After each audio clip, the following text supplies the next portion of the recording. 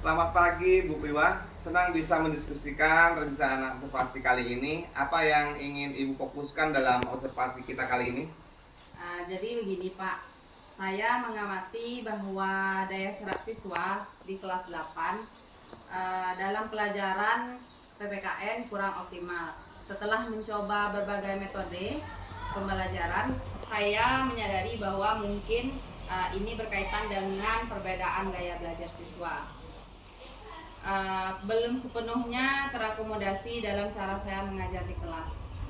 Menarik sekali nih Bu Piwa nih. Bisa diceritakan lebih lanjut Bu tentang perbedaan gaya belajar yang Ibu perhatikan di kelas 8 saat ini? Uh, beberapa siswa terlihat lebih memahami materi jika saya menggunakan visual setiap seperti gambar.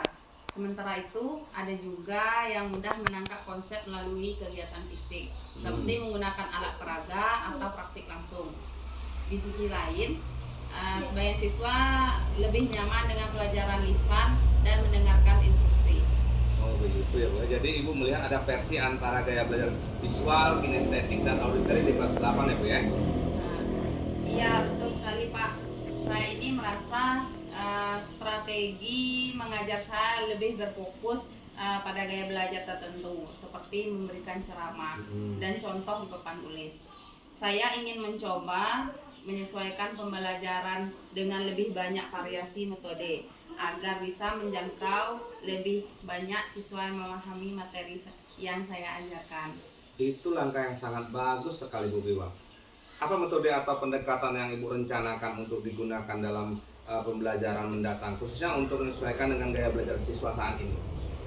Saya berpikir untuk lebih banyak menggunakan alat berperaga fisik dan visual. Misalnya dalam pembelajaran materi Pancasila, mungkin saya akan melibatkan siswa dalam kegiatan kelompok kecil di mana mereka bisa memanipulasi objek untuk memahami konsep. Terus saya juga ingin memastikan bahwa ada diskusi verbal yang lebih terstruktur untuk siswa lebih secara auditory. Wah, sangat bagus sekali itu Bu Biwa. Jadi saat observasi nanti kita akan fokus melihat apakah metode yang Ibu gunakan bisa mengakomodasi perbedaan gaya belajar ini ya Bu ya. Mungkin juga kita bisa memperhatikan bagaimana siswa merespon pendekatan yang berbeda di antara gaya belajar ini. Iya Pak, saya juga sangat tertarik untuk mendapatkan umpan balik tentang bagaimana metode yang saya gunakan bisa membantu atau justru masih kurang efektif untuk siswa saya di kelas 8 dengan gaya belajar yang berbeda. Tentu Bu. Selain metode pengajaran, kita juga mengevaluasi bagaimana suasana kelas nanti ya Bu ya, dan interaksi antar siswa. Apakah siswa nanti memiliki gaya belajar berbeda terlihat lebih terlibat dalam proses pembelajaran Ibu nanti di kelas?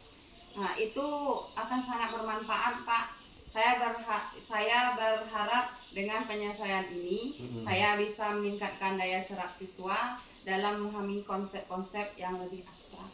Saya yakin sekali dengan langkah ini bisa memberikan dampak positif bagi Ibu nanti.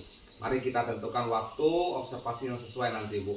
Setelah observasi kita berdiskusi kembali lebih lanjut mengenai hasilnya. Baik Pak Sob, terima kasih banyak atas masukan dan dukungannya. Rencana siang ini jam ke-6 dan ke-7 saya minta observasi oleh Bapak. Sama-sama Bu Piwa.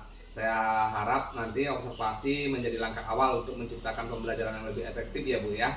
Menyenangkan bagi siswa. Saya akan mengobservasi Ibu nanti di jam 6 dan ke-7 ya Bu ya. Di kelas 8 sampai ketemu nanti di kelas 7 dan 8. Oke Pak Sob. Terima kasih atas waktunya Pak. Sama-sama.